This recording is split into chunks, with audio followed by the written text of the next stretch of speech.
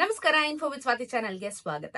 Comment ಅಲ್ಲಿ ಒಂದು 4-5 ದಿನದಿಂದ ಒಂದು ಕ್ವಶನ್ ಬಗ್ಗೆ ಕ್ವಶನ್ ರೈಸ್ ಮಾಡ್ತಾ ಇದ್ದೀರಾ. ಸ್ಪೆಷಲಿ ರೇಷನ್ ಕಾರ್ಡ್ಗೆ ಹೆಲ್ತ್ ಎಮರ್ಜೆನ್ಸೀಸ್ ಇರೋರಿಗೆ ಹೊಸ ರೇಷನ್ ಕಾರ್ಡ್ಗೆ ಅಪ್ಲಿಕೇಶನ್ ಯಾವ ರೀತಿ ಹಾಕ್ಬೇಕು, ಏನೆಲ್ಲ ಡಾಕ್ಯುಮೆಂಟ್ಸ್ ಗಳು ನಮ್ಗೆ ಬೇಕಾಗುತ್ತೆ, ಇದ್ರ ಬಗ್ಗೆ ಸ್ವಲ್ಪ ಮಾಹಿತಿನ ತಿಳಿಸ್ಕೊಡಿ, ನಾವು ಅಪ್ಲಿಕೇಶನ್ ಹಾಕ್ಬೇಕು ಅಂತ ಹೇಳಿ ಕೇಳ್ತಾ ಇದಾರೆ. ನೋಡಿ, ನಮ್ಮ ರಾಜ್ಯ ಸರ್ಕಾರ ಆಗಿರ್ಬೋದು, ಕೇಂದ್ರ ಸರ್ಕಾರ ಆಗಿರ್ಬೋದು, ಮೊದಲಿಂದನೂ ಅಂದ್ರೆ ಈ ಕಾಂಗ್ರೆಸ್ ಗ್ಯಾರಂಟಿ ಬಂದ ಮೇಲೆ ಅಂತಲ್ಲ, ಅದಕ್ಕಿಂತ ಮುಂಚಿತವಾಗಿ ವರ್ಷಗಳಿಂದಾನು ರೇಷನ್ ಕಾರ್ಡ್ ಹೆಲ್ತ್ ಎಮರ್ಜೆನ್ಸಿ ಇರೋರಿಗೆ ಇಮಿಡಿಯೇಟ್ ಆಗಿ ಕೊಡಬೇಕು, ಅವ್ರಿಗೆ ಅಪ್ರೂವಲ್ ಕೊಟ್ಟು ಅವ್ರ ಕೈಗೆ ರೇಷನ್ ಕಾರ್ಡ್ ಸೇರ್ಬೇಕು ಅನ್ನೋದು ಸರ್ಕಾರದವರ ಒಂದು ಮೊದಲಿಂದನೂ ಬಂದಿರುವಂತ ಒಂದು ರೂಲ್ಸ್. ಇದನ್ನ ಈಗಲೂ ಸಹ ಮುಂದುವರಿಸ್ಕೊಂಡು ಹೋಗ್ತಾ ಇದ್ದಾರೆ. ಸೊ ವಿಡಿಯೋದಲ್ಲಿ ಯಾರೆಲ್ಲ ಕಮೆಂಟ್ ಅಲ್ಲಿ ಯಾರೆಲ್ಲ ನನಗೆ ಕಮೆಂಟ್ ಅಲ್ಲಿ ತಿಳಿಸಿದೀರಾ ರೇಷನ್ ಕಾರ್ಡ್ ಅಪ್ಲಿಕೇಶನ್ಗೆ ಯಾವ ರೀತಿ ಹಾಕ್ಬೇಕು, ಹೆಲ್ತ್ ಎಮರ್ಜೆನ್ಸೀಸ್ಗೆ ಡಾಕ್ಯುಮೆಂಟ್ಸ್ ಏನೆಲ್ಲ ಕೊಡಬೇಕು ಅಂತ ಕೇಳಿರುವಂತವ್ರಿಗೆ ಈ ವಿಡಿಯೋದಲ್ಲಿ ಒಂದಷ್ಟು ಮಾಹಿತಿನ ತಿಳಿಸ್ಕೊಡ್ತೀನಿ. ದಯವಿಟ್ಟು ಚಾನೆಲ್ ಸಬ್ಸ್ಕ್ರೈಬ್ ಮಾಡ್ಕೊಳ್ಳಿ, ವಿಡಿಯೋನ ಪೂರ್ತಿಯಾಗಿ ನೋಡಿ, ನಿಮ್ಮೆಲ್ಲರ ಪ್ರಶ್ನೆಗೆ ಇದರಲ್ಲಿ ಉತ್ತರ ಇರುತ್ತೆ. ಹೊಸ ರೇಷನ್ ಕಾರ್ಡ್ ಕಂಪ್ಲೀಟ್ ಆಗಿ ಹೊಸ ರೇಷನ್ ಕಾರ್ಡ್ ಹೆಲ್ತ್ ಎಮರ್ಜೆನ್ಸಿ ಎಲ್ಲ APL BPL ಅಂತ್ಯೋದಯ ಯಾವುದಕ್ಕೂ ಅವಕಾಶ ಇಲ್ಲ ಅಂತ ಹೇಳಿ ನಾನು 1000 ಸತಿ ಹೇಳಿದೀನಿ. ದಯವಿಟ್ಟು ಅದನ್ನ ತಲೆ ಇಟ್ಕೊಳ್ಳಿ, ಅವಕಾಶ ಇಲ್ಲ, ಅಪ್ರೂವಲ್ ಸಮೇತ ಕೊಡ್ತಾ ಇಲ್ಲ. ಓಕೆನಾ? ಸೊ ಇದ್ರ ವಿಚಾರ ಬಿಟ್ಟು ಮುಂದಿನ ವಿಚಾರ ಆರೋಗ್ಯ ಸಮಸ್ಯೆಗಳು. ಮನೆಯಲ್ಲಿ ಬ್ಲಡ್ ರಿಲೇಷನ್ಸ್ ಆಗಿರ್ಬೇಕು, ಫಸ್ಟ್ ಪಾಯಿಂಟ್. ಓಕೆನಾ? ಫಾರ್ ಎಕ್ಸಾಂಪಲ್, ಈಗ ನಾನು, ನನ್ನ ಅಪ್ಪ ಅಮ್ಮ, ನನಗ ಅಕ್ಕನೋ ತಮ್ಮನೋ ಇದ್ರೆ ನಾವು ಒಂದೇ ಕುಟುಂಬದವರು, ಒಂದು ಬ್ಲಡ್ ರಿಲೇಷನ್ ಅಂತ ಹೇಳಿ ಲೆಕ್ಕ ಬರುತ್ತೆ. ನೀವು ನಿಮ್ ಕಸಿನ್ಸ್ ಗಳನ್ನ ಕರ್ಕೊಂಬಂದು ಅಥವಾ ಬೇರೆಯವ್ರನ್ನ ಕರ್ಕೊಂಬಂದು ಅವ್ರು ನಮ್ ಫ್ಯಾಮಿಲಿ ಅಂತ ಹೇಳೋ ಆಗಿಲ್ಲ, ಬ್ಲಡ್ ರಿಲೇಷನ್ ಮಾತ್ರ ಆಗಿರ್ಬೇಕು. ಸೊ ಇವಾಗ ಹಾಸ್ಪಿಟಲೈಸೇಷನ್ ಆಗಿದ್ದೀರಾ, ಒಂದಿಷ್ಟು ಬಿಲ್ ಆಗಿದಾವೆ, ನಮ್ಮ ಹತ್ರ ಕಟ್ಟಕ್ ಆಗ್ತಿಲ್ಲ, ನಾವು BPL ರೇಷನ್ ಕಾರ್ಡ್ ಹೋಲ್ಡರ್ ಅಥವಾ ಅಂತ್ಯೋದಯ ರೇಷನ್ ಕಾರ್ಡ್ ಹೋಲ್ಡರ್ಗೆ ನಾವು ಎಲಿಜಿಬಲ್ ಇದೀವಿ ಅಂತ ಹೇಳಿ ನಿಮಗೆ ಗೊತ್ತಿರುತ್ತೆ. ನಿಮ್ ಸೋರ್ಸ್ ಆಫ್ ಇನ್ಕಮ್ ಎಲ್ಲಾನು ಲೆಕ್ಕಾಚಾರ ಹಾಕಿದ್ರೆ ನೀವೇನ್ ಮಾಡ್ತೀರಾ? ಹಾಸ್ಪಿಟಲೈಸ್ ಆಗಿದ್ದೀರಾ ಅಲ್ವಾ?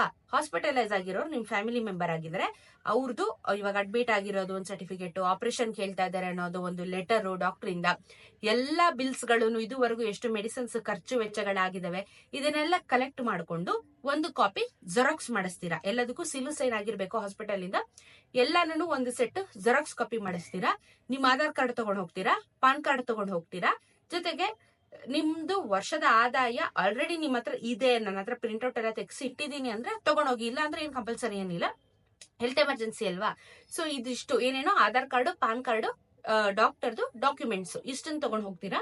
ಸೀದಾ ನೀವು ಹೋಗೋದು ಆಹಾರ ಇಲಾಖೆಗೆ. ಸೊ ಆಹಾರ ಇಲಾಖೆಗೆ ಹೋಗ್ಬಿಟ್ಟು ಈ ರೀತಿ ನಮಗೆ ಹೆಲ್ತ್ ಎಮರ್ಜೆನ್ಸಿ ಇದೆ, ನಮಗೆ ರೇಷನ್ ಕಾರ್ಡ್ ಬೇಕು, ಇದನ್ನ ಕ್ಲೈಮ್ ಮಾಡ್ಕೊಳ್ಳೋದಿಕ್ಕೆ ನಮ್ಗೆ ಉಚಿತವಾಗಿ ಚಿಕಿತ್ಸೆ ಬೇಕಾಗಿದೆ, ಅದಕ್ಕೇನೆ ನಮ್ಗೆ ರೇಷನ್ ಕಾರ್ಡ್ಗೆ ಅಪ್ಲಿಕೇಶನ್ ಹಾಕ್ತಾ ಇದೀವಿ, ದಯವಿಟ್ಟು ಇದನ್ನ ಸ್ವೀಕರಿಸಿ ಅಂತ ಹೇಳಿ ಒಂದು ಲೆಟರ್ ನ ಬರಿಬೇಕಾಗುತ್ತೆ ನೀವು. ಓಕೆನಾ? ರಿಕ್ವೆಸ್ಟ್ ಫಾರಂ ಅಂತ ಹೇಳಿ ಒಂದು A4 ಶೀಟ್ ಲೆಟರ್ ತಗೊಳ್ಳಿ. ಅದ್ರ ಮೇಲೆ ಒಂದು ಲೆಟರ್ ಅಲ್ಲಿ ಕನ್ನಡದಲ್ಲಾದ್ರೂ ಆಯ್ತು, ಇಂಗ್ಲಿಷ್ ಅಲ್ಲಾದ್ರೂ ಆಯ್ತು, ಅಡ್ರೆಸಿಂಗ್ ಟು ಫುಡ್ ಆಫೀಸರ್ ಅಂತ ಹೇಳಿ ಈ ತರ ಒಂದು ರೇಷನ್ ಕಾರ್ಡ್ ಹೆಲ್ತ್ ಎಮರ್ಜೆನ್ಸಿ ಇದೆ ಅಂತ ಹೇಳಿ ಸಬ್ಜೆಕ್ಟ್ ಬರೀತೀರಾ. ಆಮೇಲೆ ನೀವ್ ಯಾರು, ಎಲ್ಲಿಂದ ಬಂದಿದ್ದೀರಾ, ನಿಮಗೆ ಏನ್ ಬೇಕಾಗಿದೆ, ಯಾಕೆ, ಯಾರಿಗೆ ಏನ್ ಹುಷಾರಿಲ್ಲ, ಆಪರೇಷನ್ ಮಾಡ್ಬೇಕು, ಇಷ್ಟು ಬಿಲ್ ಆಗಿದೆ, ನಮ್ಗೆ ತಗೊಳಕ್ ಅಂದ್ರೆ ಕಟ್ಟೋದಿಕ್ ಆಗೋದಿಲ್ಲ, ಅದಕ್ಕೆ ರೇಷನ್ ಕಾರ್ಡ್ ಬೇಕು, ನಾವು BPL ಅಥವಾ ಅಂತ್ಯೋದಯ ಅಂಡರ್ ಕ್ಯಾಟಗರಿಯಲ್ಲಿ ನಾವು ಬೀಳ್ತೀವಿ, ನಮ್ದು ವರ್ಷದ ಆದಾಯ ಇಷ್ಟಿದೆ ಅಂತ ಹೇಳಿ ಒಂದು ಲೆಟರ್ ಬರೆದ್ಬಿಟ್ಟು ಆಹಾರ ಇಲಾಖೆಗೆ ಹೋಗ್ಬಿಟ್ಟು ಏನೇನೋ Aadhaar card, PAN card, request letter ಮತ್ತೆ ಡಾಕ್ಟರ್ದು ಡಾಕ್ಯುಮೆಂಟ್ಸ್ ಇಷ್ಟನ್ನು ಆಹಾರ ಇಲಾಖೆಗೆ ಹೋಗಿ ಸಬ್ಮಿಟ್ ಮಾಡಬೇಕು. ಬೆಂಗಳೂರನ್ನು, ಕರ್ನಾಟಕವನ್ನು ಯಾವ CSC ಕೇಂದ್ರಗಳಿಗೂ ಹೋಗಾಗಿಲ್ಲ, ಡೈರೆಕ್ಟ್ ಆಗಿ ನೀವು ಹೋಗೋದು ಆಹಾರ ಇಲಾಖೆಗೆ ಹೋಗಿ ಡಾಕ್ಯುಮೆಂಟ್ಸ್ ನ ಕೊಡ್ತೀರಾ. ಕೊಟ್ಟ ಮೇಲೆ ಅಲ್ಲಿಗೆ ಚಾಪ್ಟರ್ ಮುಗಿಯಲ್ಲ, ಅವ್ರು ಇಸ್ಕೊಂತಾರೆ, ಕ್ರಾಸ್ ವೆರಿಫಿಕೇಶನ್ ಮಾಡ್ತಾರೆ. ಆಮೇಲೆ ಈ ಹಾಸ್ಪಿಟಲ್ ಬಿಲ್ಗಳನ್ನ ಕೊಟ್ಟಿದ್ದೀರಲ್ವಾ, ಸರ್ಕಾರದವ್ರು ಏನ್ ಮಾಡ್ತಾರೆ, ಸುಳ್ಳು ಹೇಳ್ತಾ ಇದ್ದೀರಾ, ನಿಜ ಹೇಳ್ತಾ ಇದ್ದೀರಾ ಅಂತ ಹೇಳ್ಬಿಟ್ಟು ಆಸ್ಪತ್ರೆಗೆ ಫೋನ್ ಮಾಡ್ತಾರೆ. ಈ ತರ ಪೇಷಂಟ್ ಅಡ್ಮಿಟ್ ಆಗಿದಾರ ಅಥವಾ ಈ ತರ ಪೇಷಂಟ್ ಆಪರೇಷನ್ ಮಾಡ್ಬೇಕು ಅಂತ ಕೇಳ್ತಾ ಇದಾರೆ ಅಂತ ಹೇಳಿ ಕ್ರಾಸ್ ವೆರಿಫಿಕೇಶನ್ ಮಾಡ್ತಾರೆ. ನಿಜಾನ ಸುಳ್ಳ ಅಂತ ಹೇಳಿ, ಹೌದು ನಿಜಾನೇ, ಈ ತರ ಹಿಂಗ್ ಆಗಿದೆ ಅಂತ ಹೇಳಿದ್ರೆ ನಿಮಗೆ 1 ವಾರದಲ್ಲಿ ರೇಷನ್ ಕಾರ್ಡ್ ನ ಅಪ್ರೂವಲ್ ಕೊಡ್ತಾರೆ.